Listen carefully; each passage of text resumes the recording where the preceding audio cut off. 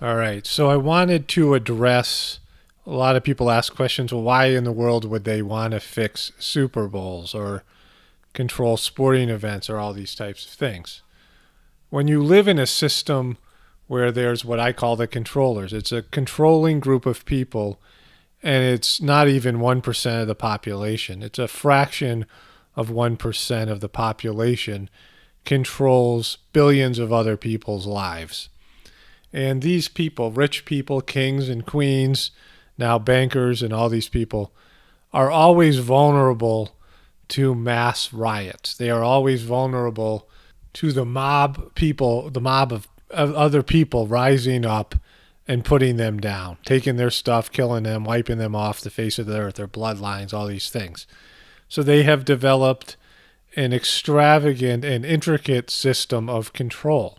And for that system of control to work, they have to manipulate your internal world, your internal system in various ways. They have to give people areas in which to vent.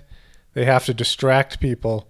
And they have to create narratives in your internal system, your psyche, who you are as a human being, your ego. They have to shape it in a different way by constructing narratives through TV shows, books, movies, and popular culture to where they get you addicted, they get you believing certain things. They're warping who you are as a spiritual being. They're warping your reality so that you, in some way or another, will allow yourself to be controlled by the system. And that's what these sporting events do. This is what these elections do. So when Obama was president, all the people on the right were angry, they were frustrated, and they were being activated to do something about it. They wanted to get rid of the Obama regime. And now that Trump has won, the people on the right it's like a pressure valve. All the anger, all the frustration they had building up is now released. And then you have all these people on the left. They have riots, they express themselves. And this is all to keep people away from what's really going on, the banks and all these types of things. Sporting events are the same. That's why they've created parity in football.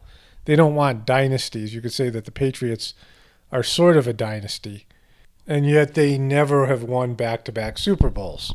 And winning back-to-back Super Bowls is very rare, and no one has ever won 3 in a row. So you think about this major event, they have to bring in different teams because of different places in the country and people. They got to keep everybody bought into the system. And so there's lots of reasons to stage and script all these events because it triggers things in people's internal worlds and it helps them control who you are. If they control your belief system, they control who you are as a human being, what your stories are. Everybody has stories inside themselves, narratives that make up the lens in which they perceive the world. And if they can skew that lens, if they can control that lens, then they can control and point you in the direction that they want you to go, whether it be consumerism, whether they want to rile you up so you'll support a war, whatever it may be, they want to be able to create fear in you, all these things, ways that they have. It's like they are hooking up puppet strings to you by putting a story inside of you through propaganda and all these types of things, and being able to stir up your emotions when they want. And this is how they keep themselves from being destroyed by an angry mob and other things. So there's demonic things going on here, lots of things that I cover on this YouTube channel. So in reflection on this Super Bowl, you look at this thing with Tom Brady and patriotism and all the things I talk about 9/11.